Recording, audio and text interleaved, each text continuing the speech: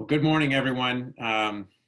We'll take another moment to let everybody get connected from the waiting room here, but we are very pleased to have here virtually at CSPC Dr. Mark Galeotti from tuning in from London, and also to have Paul Kolbe back with us again as discussant today. We are very much looking forward to talking to Dr. Galeotti about a short history of Russia. So we'll see what we can do in terms of running through the history of Russia in 1 hour. But we're looking forward to a really great discussion today. Obviously, a critical topic for us to cover for our work and of interest to the national security community. We will, as for the run of show this morning, we will give some opportunity for Dr. Galeotti to make some opening comments about the book and his work, and then Paul Kolbe will come in and start off give us a response and start off with a question or two, and then we will open it up to audience participation. You can use if you open up the participants bar, you can use the raise hand function to indicate to Dan Mahaffey, who will manage that part of the discussion, that you'd like to ask a question, and Dan will bring you across. But once again, good morning, and on behalf of the Center for the Study of the Presidency and Congress, I'd like to welcome everyone, particularly Dr. Mark Galeotti and Paul Kolbe, for joining us for a discussion about Russia and Dr. Galeotti's book, A Short History of Russia.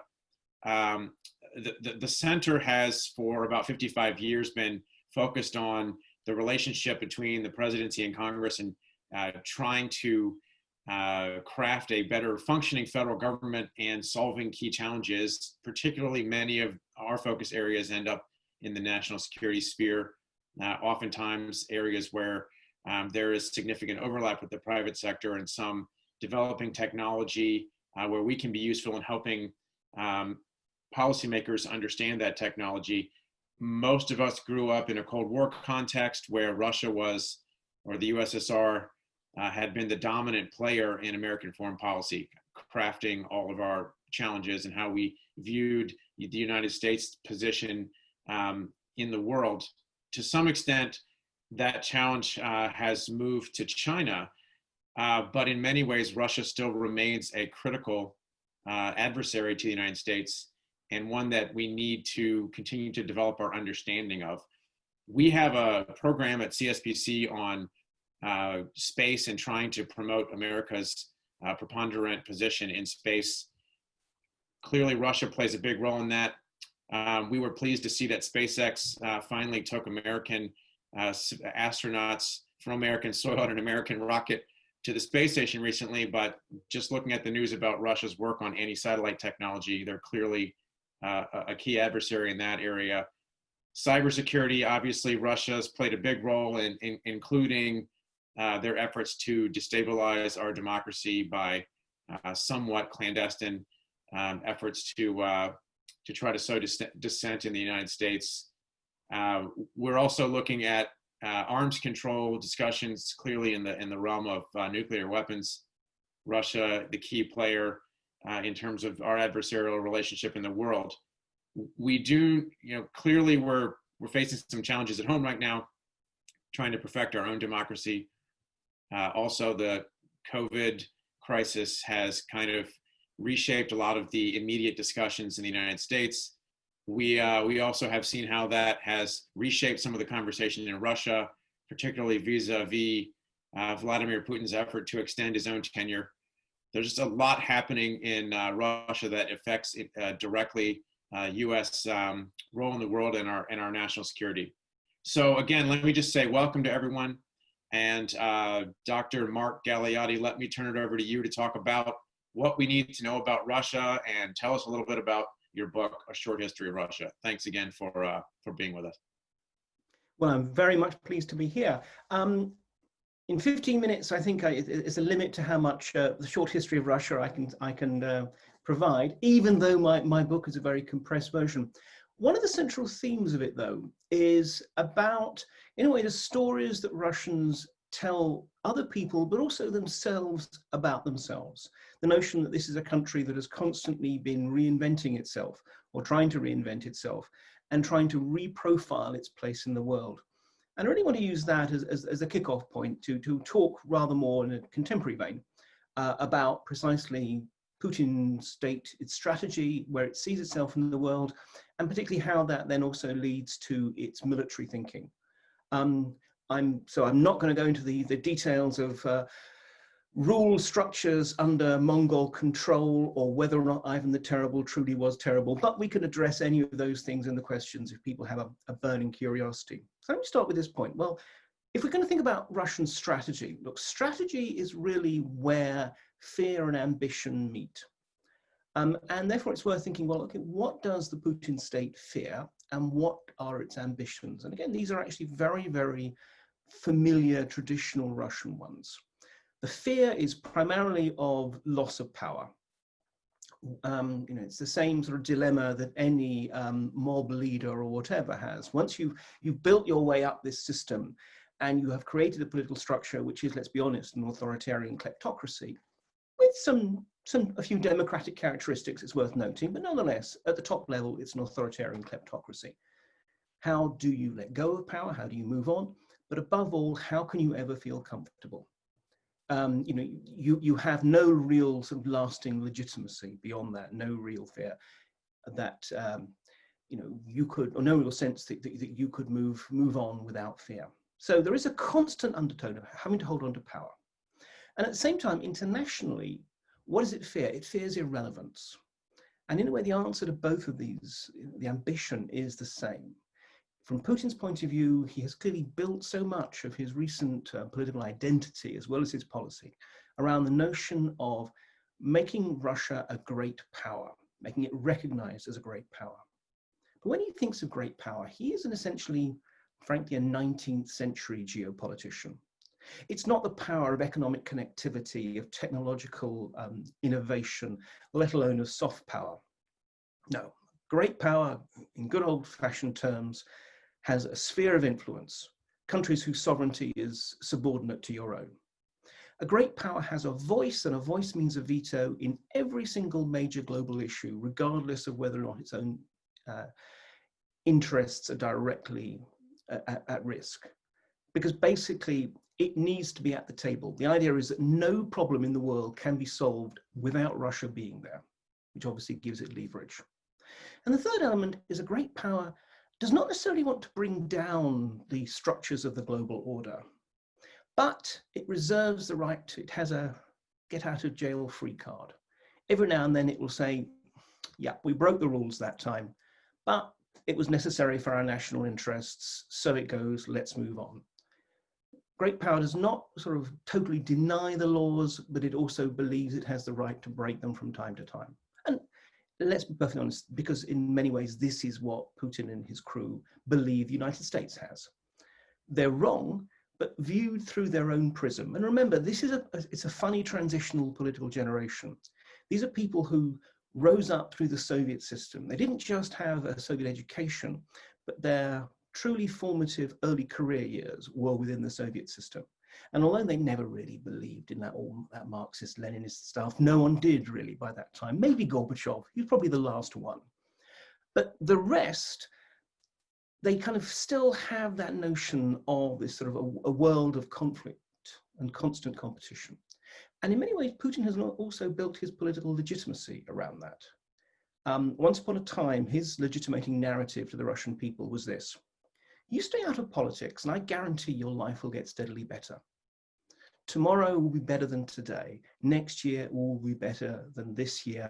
Your kids will have a better life than you. And frankly, after all the tumult and buffeting that they've gone through, the Russian people were quite happy to take that deal. That social contract has been broken. That belief that you know that your kids are going to have a better life than you and that things are going to get better, well, most Russians don't feel that now, actually, in recent years. And it's not just because of sanctions or whatever. Even before then, life was getting harder, life was getting more uncertain. I mean, for a variety of reasons, from mismanagement, lack of diversification of the economy, simple embezzlement on an industrial scale by Putin's cronies. So the new attempt is a legitimating narrative that says quite simply this: the world hates Russia. The world hates Russians. And that's why we are a beleaguered fortress and we all need to pull together. Now, frankly, this isn't working that well either. Russians can recognize a lie when they're being sold one. But nonetheless, it is basically what Putin has got to try and bind the country together. And this is really the sort of the mindset, which is why we have this very aggressive, adventurous, assertive Russia. Because in a way, this is a country that is by no means a great power.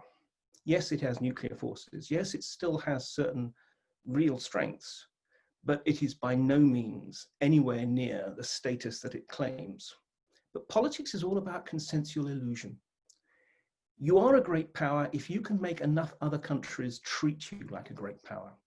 So that is pretty much central. It's this attempt to basically play the role of a great power and hope that we will accept it. Now, this leads into its sort of notion of war fighting in several ways. And I think the key thing I would want to say is we have to realize that when we look at Russia, we have not one, but two notions of war, overlapping and complementary, but absolutely different. The military are, like the militaries the world over, still essentially interested in and focused on conventional warfare, defense of the nation, defense of the national interests. Much has been made of a so-called Gerasimov doctrine that, to an extent, I am responsible for in one particularly sort of ill-judged blog post title. But although the Russians, of course, the Russian military, of course, look at the use of a whole variety of non-military means to prepare the battlefield, disinformation, cyber attacks, and so forth, because they're fully aware that in the modern age, there are just so many more opportunities to disrupt your enemy this way. Ultimately, all of these are just simply ways of preparing the battlefield. Their focus is still on getting soldiers at the right place at the right time and winning battles and wars. They essentially are spending their money, their time, and their effort on these kind of conventional operations.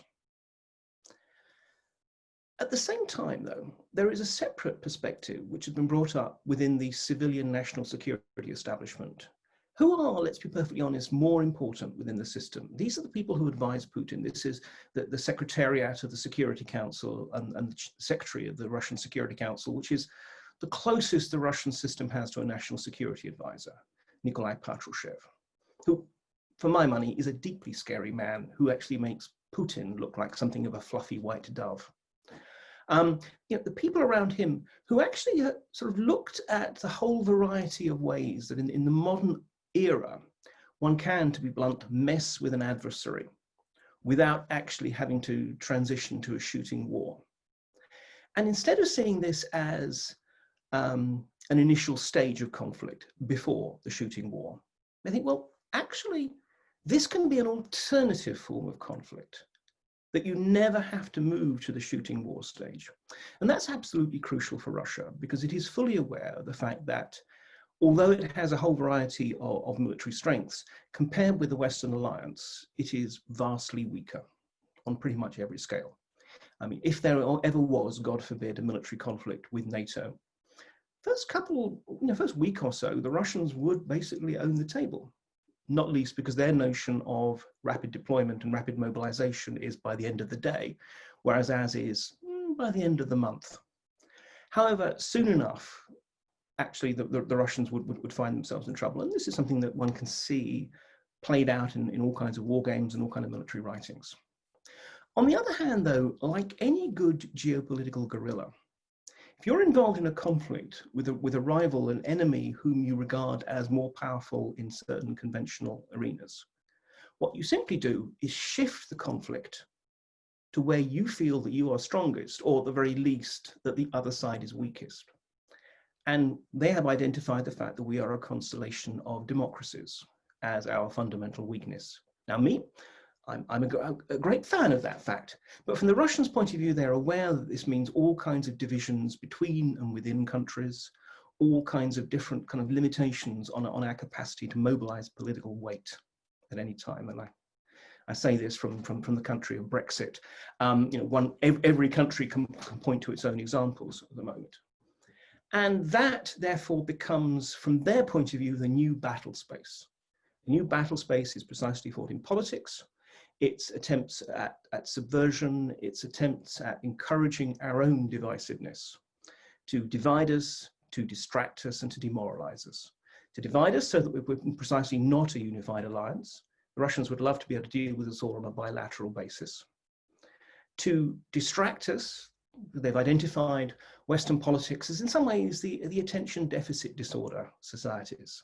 That today we are absolutely concerned about this problem, and this is a crucial problem when we have to, oh, shiny. Tomorrow we're distracted by something else. So whether it's in terms of migrants coming in from the south towards Europe, whether it's in terms of internal political divisions or whatever, they feel that they can keep distracting us. So we're not really paying attention to what they're doing in their own, what they regard as their own backyard, such as Ukraine. And demoralize us. To make us feel that Russia is so problematic, so dangerous, so formidable, so daring, whatever, that we have to make some kind of a deal with it. That's really what they would like. That we essentially treat them as if we were an equal and give them some kind of Yalta 2.0 division of Europe or similar in return for them letting us be. So you have a military concept, which is obviously sort of constantly evolving, but nonetheless traditionally military, with the sort of addition of a sense of how we can use political means to prepare the battlefield, and a national security establishment who really are informed. And I think the best model for understanding them is what George Kennan, the great scholar, diplomat, architect of US Cold War thinking, described as political war. The use of every instrument, legal, illegal, overt and covert, to achieve national aims short of actual war. So what does this mean for us? To kind of conclude, it really means that we, in some ways we have to think of the Russian challenge and the Russians' own warfighting thinking on three levels. First of all, there is a straightforward sense of the military as a deterrent force and the final defense of the motherland. But again, we have to realize that the Russian, and this is to go back to the history point, the Russian history of defending the motherland has been that it has been a bloody and dangerous operation. And therefore, far, far better to defend the motherland on someone else's soil. So their notion of defense is often very, very offensive. If you actually think you're going to be fighting a war, well, maybe you strike first. Maybe you move into other territories, you create buffer zones and so forth. So one can be defensive and yet also look quite aggressive. Secondly, though, there is the military as a use of, as an instrument of political warfare. And we see that a lot. We see a lot of the deployments, whether it's Crimea and Ukraine, whether it's Syria, now most recently, whether it's Libya. We see the military deployed into operations, excuse me, which are essentially about the wider political strategy. They're about making Russia look like a great power again, whether it's in terms of punishing neighbors such as Ukraine, just as we saw in 2008 Georgia, who dare to think that they actually have sovereignty, who dare to think that they get to choose their path. Or whether it's injecting itself in Syria and Africa and elsewhere, and indeed in Latin America, just to want to say, we're there. If you want to find any kind of resolution to the various problems, you're going to have to talk to us. So this is the military as a political force. And finally, we have the political war, the undeclared, sometimes invisible, always deniable instruments of what the Russians call, using Soviet terminology, active measures. Subversion, everything from hacking all the way through to outright attempts to influence politics, spread disinformation, and so forth. And all of those come together. And in some ways, this is the traditional Russian dilemma. How does a country which is overextended, which finds itself at the crossroads of history, constantly sort of facing threats from, as it sees it, from pretty much every strategic direction, always with excessive pressure on its resources, always with a strangely precarious regime that is brutal because it feels it has to be brutal. How do you compete in a constantly changing, truly unpredictable world? Because that's what Putin doesn't like. For all the macho postures, Putin is a very, very risk-averse leader. He has to be, because he knows that, like any ruler who is sort of not legitimated either by history or divine right or a democracy, that if he falls, he will fall a very, very long way. Anyway, I'll stop there. I think I'll try to encapsulate what I can, and I'm delighted to throw it open, first of all, for comment and then for questions. Thank you, Mark. Great comments. So I'll just make a couple of short points just to build upon, I think, a couple of the things that you emphasized. No points of significant disagreement on any of it. Three basic points, I think, in understanding Russia today. One is the really basic level of the layers of priority that they have. The second is their threat perceptions, and those two things are, of course, linked. And then finally, the point Dr. Galeotti was making on the integration of all the tools of statecraft and how those are employed. So in terms of layer priority, and I saw there was a question from one of the in the audience of the question of, Putin, strategist or tactician. I really fall in the strategist camp, and I think that you see that in the military doctrine as well. Look, Putin came into power understanding he needed to do some very basic things. Shore up the center, right? Establish the vertical power, gain control of the power ministries. He needed to that. Once that was done, he needed to get control of the regions to be able to get control of the tamp down the centrifugal forces that had been pulling and tearing at Russia following the collapse of the Soviet Union. He needed to get control of the economic organs of power, and you saw that most clearly in the dismantling of Yukos and the arrest of Hordikovsky and the signaling that sent. And then he needed to establish control, if not control, at least tamp down perceived threats coming from the near abroad, fearing U.S. encroachment in the Caucasus, in Central Asia, in places like Kyrgyzstan and Kazakhstan, and not just U.S. but Chinese as well, but particularly U.S. was viscerally important. So I think we've seen him execute that strategy, and then project out, Russia's interests as a great power, as Mark talked about. And I think for 20 years, Putin has done a great job of fulfilling that strategy. Gain control of the center, gain control of the regions and the oblasts, and tamp down threats in the near abroad. But underneath all of that lies, I think, this contradictory but very real combination of acute insecure paranoia, which you see driving a lot of the Russian actions, and cocky confidence and sometimes overconfidence, right? So that desire to have a finger on or say in all of the major decisions being made in the world, or at least to have a veto on those things, or be able to play as a spoiler, clearly important. But at the same time, if moving over to the threat perceptions, the Russians and this regime in particular are far more insecure and paranoid about internal threats than we perceive there being internal threats. So as they looked at color revolutions, as they looked at protests on Red Square, they saw an orchestrated campaign against them. They saw a hidden U.S. and Western hand in all of those activities. And they perceived, most importantly, they perceived that as a real threat to them. They saw, as they looked internally and they looked at their own, when they would speak honestly and directly with each other in closed forums, they saw a real threat to the regime and from Russian people, and they saw grassroots democratic movements as being profoundly dangerous. The second piece on threat perceptions is, everyone in the audience is really aware of this, but it's still very real. It's the visceral historical fear of outsiders and invasion and of war coming to their soils. Hence, the strategy and policy of creating buffer zones, and the policies in the near abroad have been important in that. Third piece is on their relevance.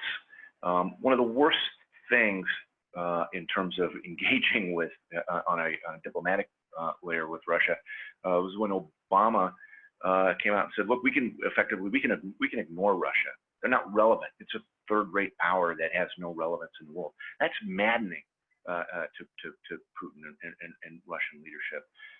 And it just builds on the perception of, look, you ignored us on NATO expansion, you ignored us on Serbia, you ignored us on Kosovo. Our interests are not being taken into account. And so you see today, that determination that our interests will be taken into account. The perception of U.S. economic warfare, as they see it, sanctions, restrictions, Nord Stream 2, all the different pieces that they see as effectively an ongoing campaign, to subvert and weaken Russia, play into their threat perceptions. And so all that builds around into their, what we say, it's been described in Grasmouth Doctrine and other pieces, hybrid warfare, as being quite revolutionary or quite new form of advancing interest in conflict. It's really just a refining and really good execution of doctrines and mechanisms and capabilities that existed for decades, and well into the Soviet Union. But the piece of tightly integrating diplomacy, of tightly integrating espionage, of tightly integrating active measures, hacking, subversion, disinformation campaigns, etc., actively integrating unconventional military operations, right? So the use of little green men infiltrating areas, the use of contract companies, the Wagner Group types of companies to advance interests and to extend power, the use of frozen conflicts, to be able to dial up and dial down temperature and pressure as needed. And now I think as we see, sort of the move into a great piece to watch, employing all of these mechanisms, is the Russian militarization and extension of interest into the Arctic, and attempt to, essentially create, facts on the ice in South China Sea type faction in the Arctic. So with that, I'll pause. I guess the question I would let's start off with from Mark is on Russian nuclear doctrine. Came out yesterday with information of Putin signing not a revision of nuclear doctrine, but a pretty clear statement that Russia reserves right to use nuclear response to non-nuclear events. So anything that has an impact on Russian critical government or infrastructure interests. That's a pretty wide set of things that could account for, including cyber attack.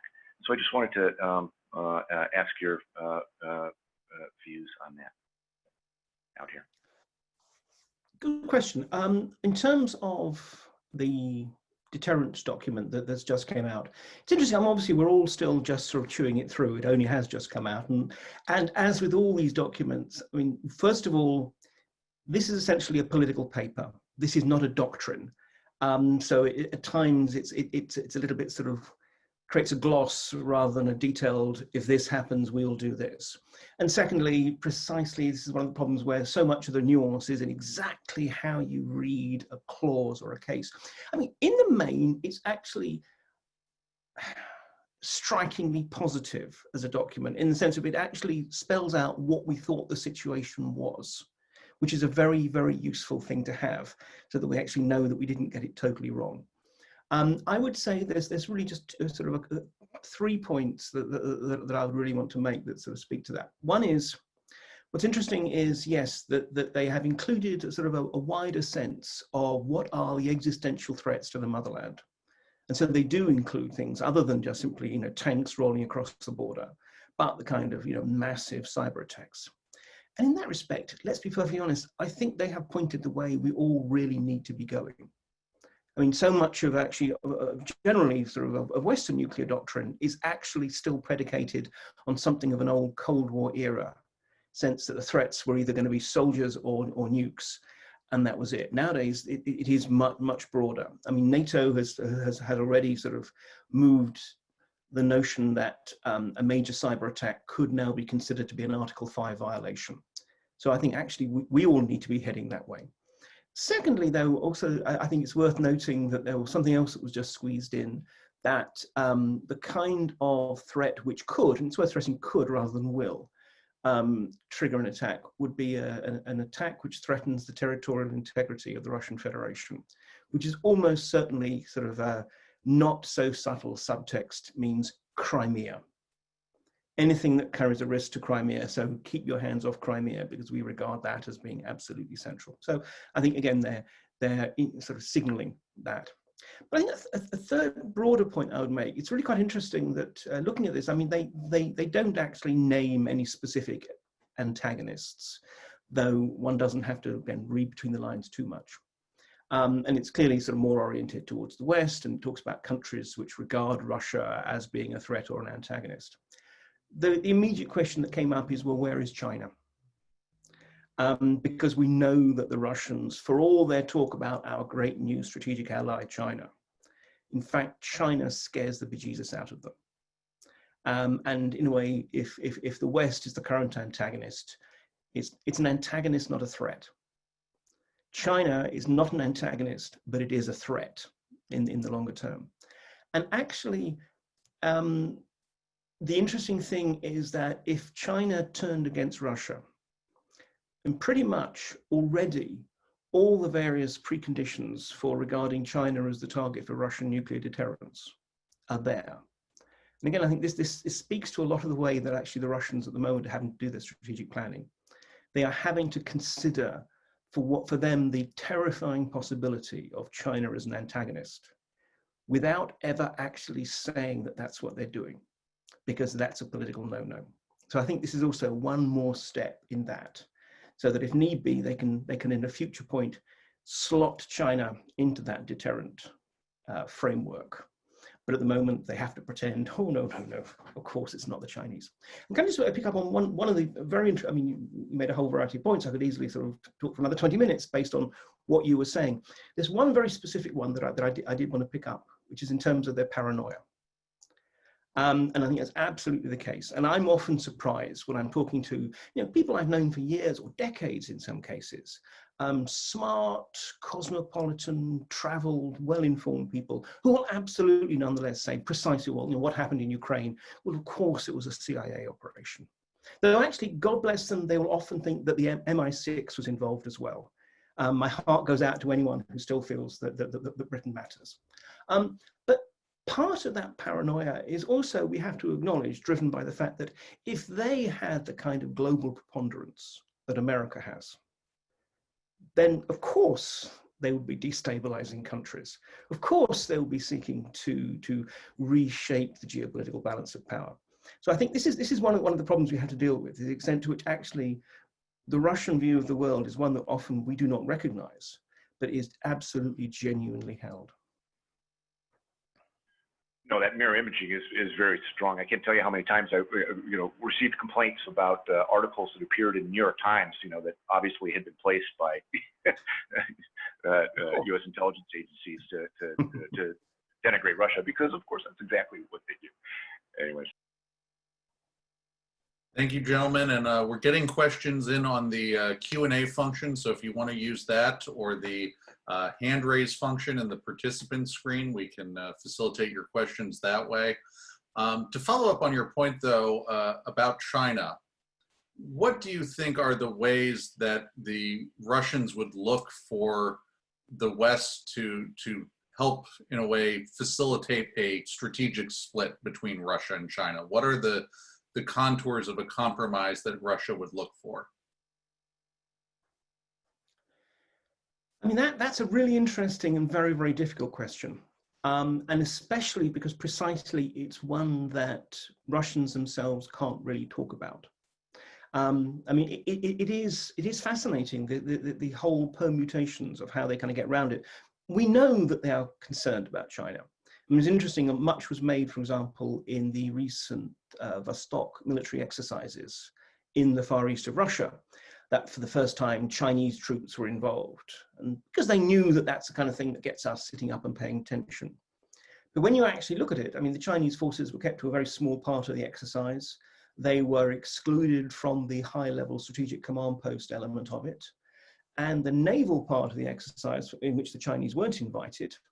So the Chinese sent a spy ship to shadow the Russian forces. I mean, it's fairly clear the antagonisms are there, but as I said, we all can't talk about it. My sense is that in some ways the Russians actually don't have an answer to that. I also think that from Russia's point of view, China is a little bit like climate change. They know it's a really, really big problem and it's really scary. They're not quite sure what to do about it. They suspect that what they would have to do about it will be very, very difficult and expensive and politically costly. So they'll think about it tomorrow. At the moment, the West is today's problem, and China is there. I remember talking to someone I've known for a long time, a retired military officer who was part of the General Staff's main operations directorate. And he said, look, in 20 years' time, Russia's choice will be being an ally of the West of some kind or a vassal of China of some kind. Which I think is a very stark kind of comparison. But the one is 20 years, that's frankly over the political horizon of the current political leadership. It's going to be someone else's problem. And I don't think Putin has an answer, and therefore, in a way, he's not really thinking about it. The problem is going to be about sequencing. I mean, the honest answer is, you know, from Russia's point of view, it means Russia needs to be kind of re-embraced as a European country. It's not going to join the European Union. It's not going to become overnight a European democracy or whatever, but nonetheless accepted back into the sort of Committee of Nations. We can't do that until Russia dramatically changes, at the very least, its foreign policy and ideally some of its domestic policies. And Putin himself, I think, has lost the capacity to reinvent himself or the desire. He's not going to be able to do that. So in a way, we are all waiting. We're all waiting to see when that transition happens and who it's going to be, because maybe who comes next might be able to balance that. The next question is from Ed in Glasgow, Scotland. And he asks, how likely is it that the Russian Federation would move to integrate or annex Belarus? And would it be a bloodless manner similar to Crimea? How would it be done? Referendum, something of that nature? And how do you think the West would react to that? Look, I think the talk about the sort of annexation, integration, sort of closer alliance with Belarus, which has been around for a long time, has, I think, become something of a red herring. And in part, it's precisely because of Crimea. I think we really have to accept that Crimea was a one-off. First of all, Crimea has a unique place in the Russian geographic imaginary. I mean, this is interesting. I spent the first 7 months of 2014 in Moscow. So I was there from the sort of pre-Sochi love fest days through Crimea and into the sort of the Donbass war. And I remember when the vote to the notional referendum on the annexation of Crimea happened. Scarcely got a wink of sleep that night because I was actually, my apartment was on one of the Moscow ring roads, and all night people were driving around, blowing their horns, waving flags and so forth. It didn't matter if people were anti-Putin or pro-Putin, they were all felt that Crimea was an area of Russia that had been anyway stolen or given away to Ukraine illegally. Plus, Crimea was, frankly, as easy an operation as you could imagine. The Ukrainian state at that point was basically in collapse. There were already substantial Russian forces on the peninsula. Most of the people on the peninsula, frankly, had become fed up with Kiev because they felt they'd been neglected for 20 years. Frankly, they had. And the Ukrainian forces on Crimea had already been sort of thoroughly penetrated by Russian intelligence and influence operations. Now that's a one-off situation. No Russian is sitting there thinking, our country's great, but just think how much greater it would be with Belarus. There is an overwhelming sense that if they did unite with Belarus, it would just simply be one more drain on the Russian treasury as they had to kind of uplift Belarus.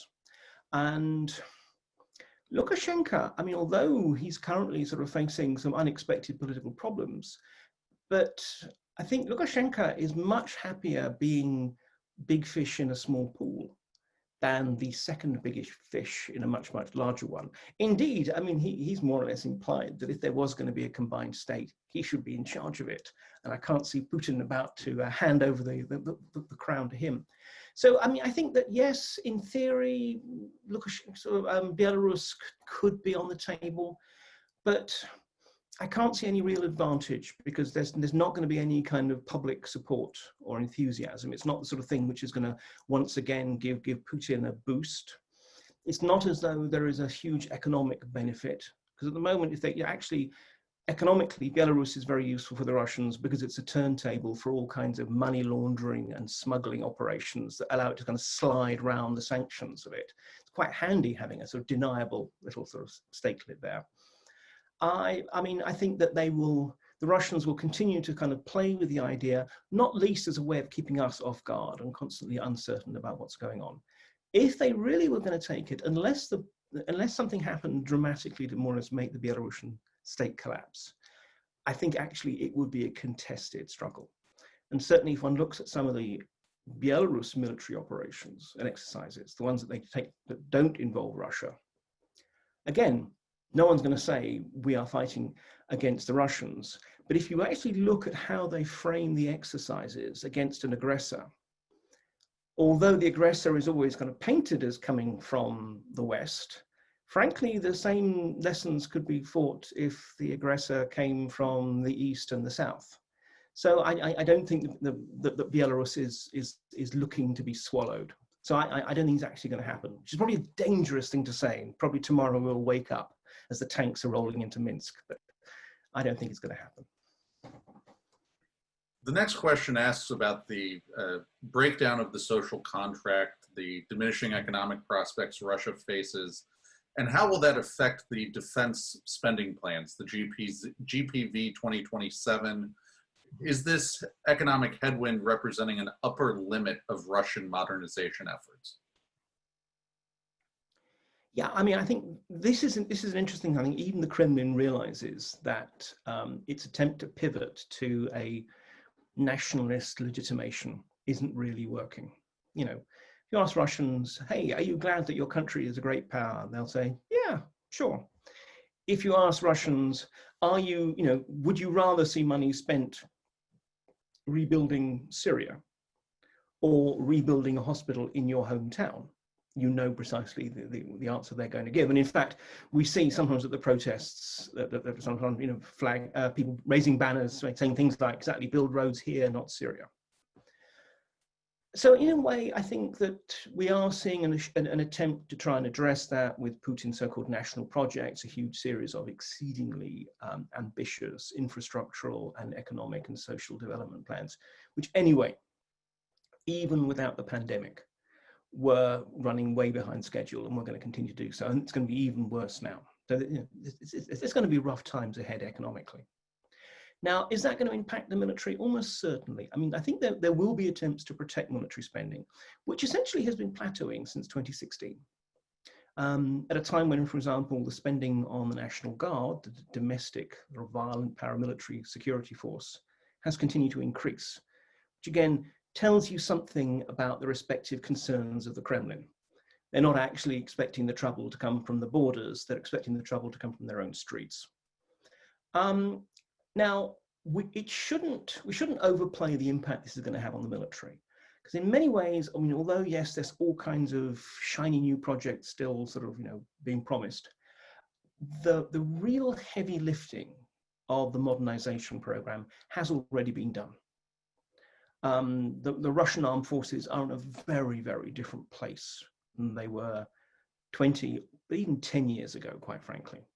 If you compare, for example, their performance in the 2008 Georgian War with how they'd operate now, very, very different. So yes, it will, I mean, I think almost certainly we are going to see the Russian defense spending at best held level. Again, that's a slightly illusory factor because in some ways, this is the trouble, we look at proportions of GDP and so forth.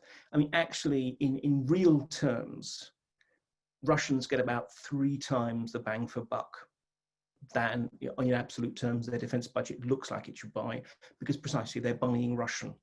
So they're taking advantage of cheap domestic prices and so forth. So I think it'll continue, but certainly there's not going to be scope for massive improvements. And already we're seeing a lot of these projects being pushed quietly back and back.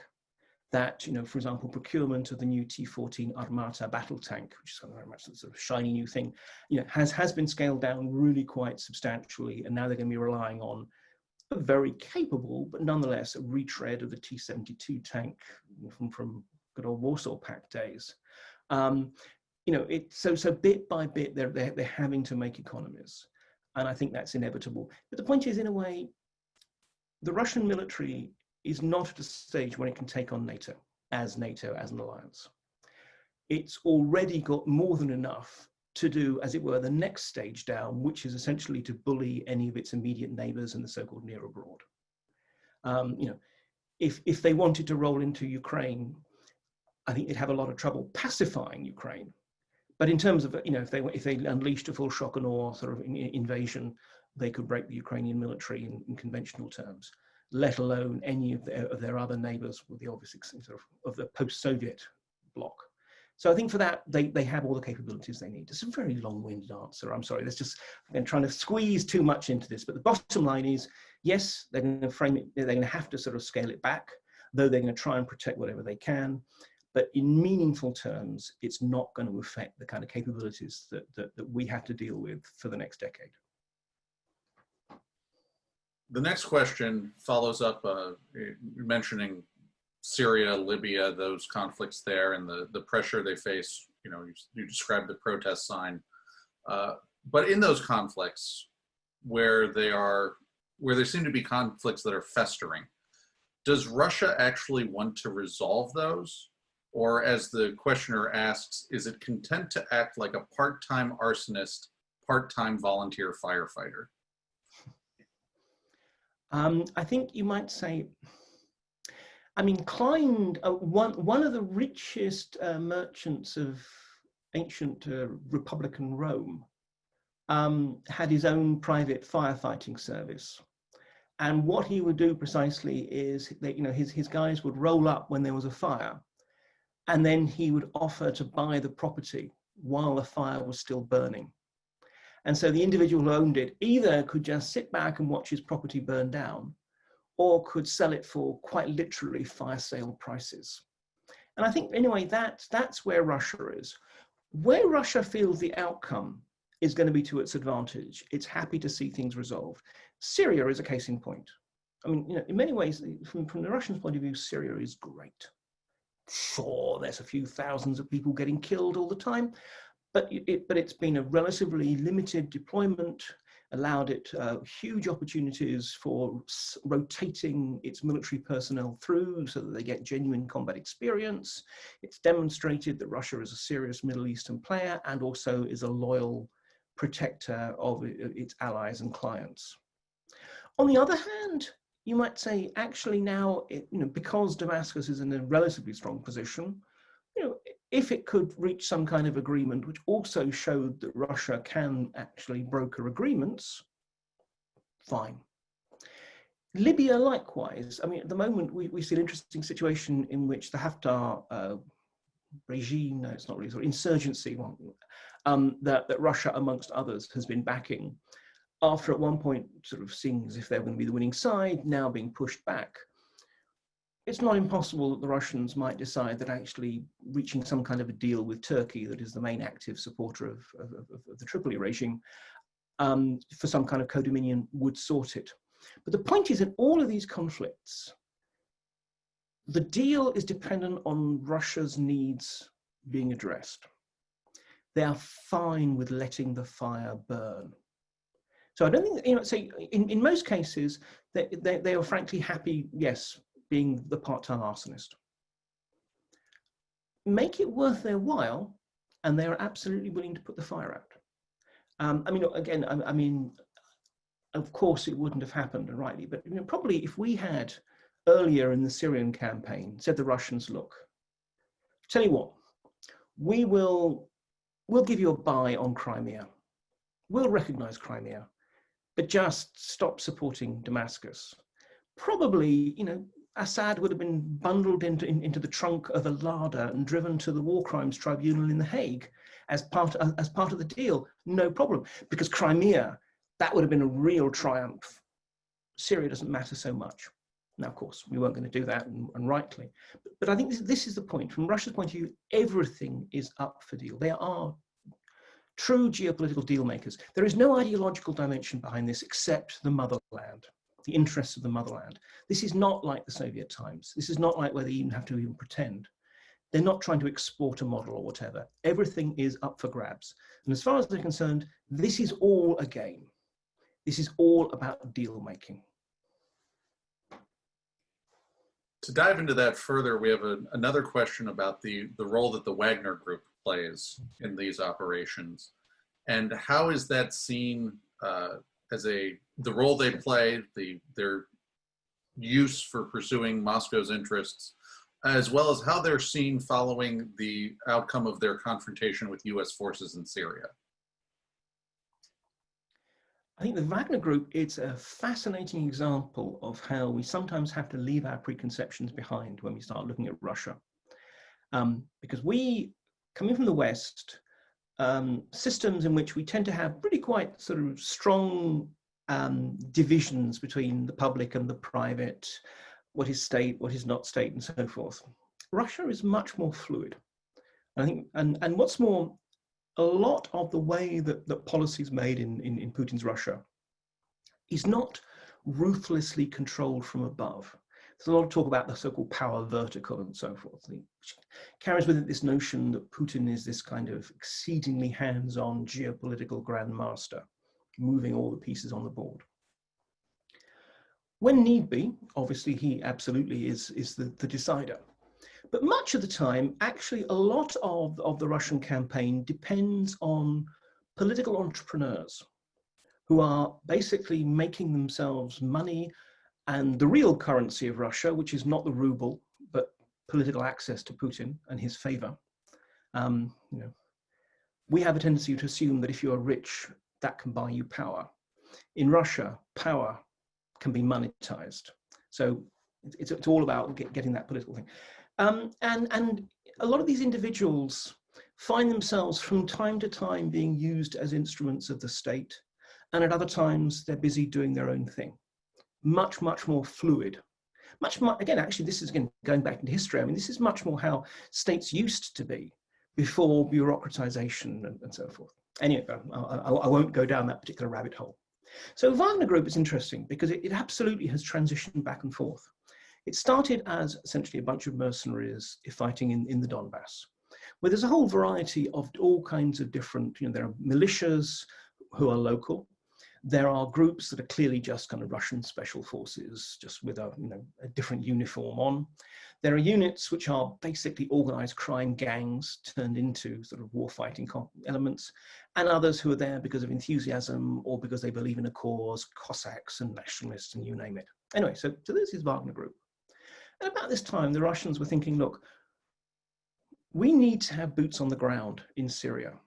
We went into Syria, first of all, in 2015, where we were just going to basically be providing long-range air and a little bit of artillery support and a few sort of technical capabilities.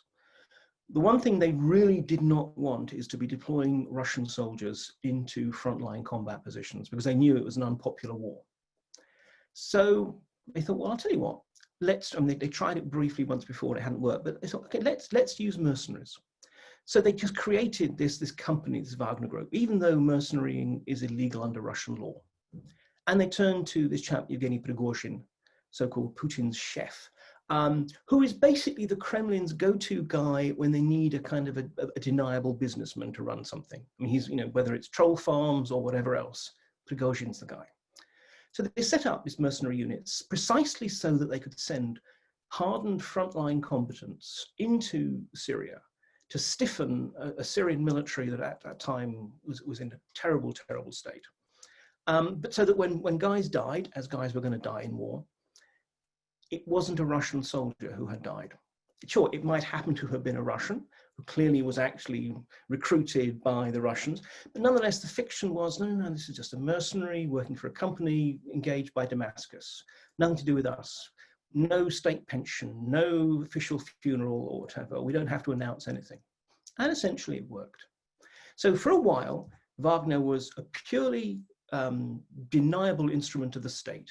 It was a pretend mercenary organization. By about the beginning of 2017, the Russian military command cell in Damascus said, okay, well, you know, we're winning. The Syrian military is actually looking in pretty decent shape now. We don't need Wagner anymore. The Kremlin was thinking, okay, but Wagner might be useful in the future somewhere else.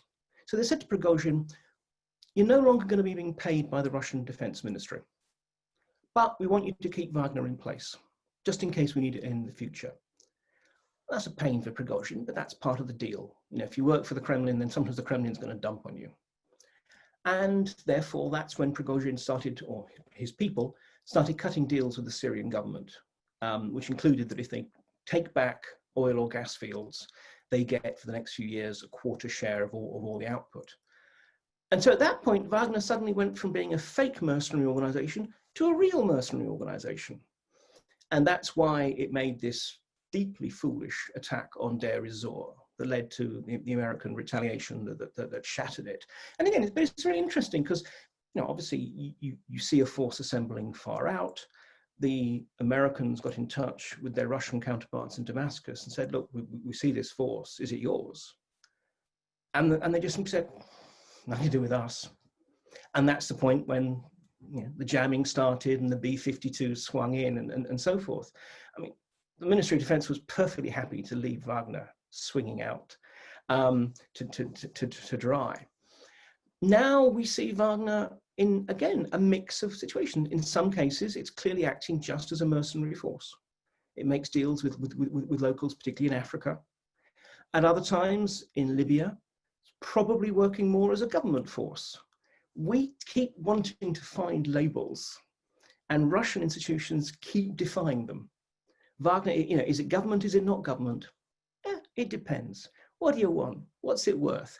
It varies from place to place, from time to time. So this is why, I mean, I think Wagner is absolutely fascinating, not just because it says something about Russian deployments, which are very much on the cheap. The Russians are not spending much money in all these various interferences. They want their interference as far as possible to be self-financing.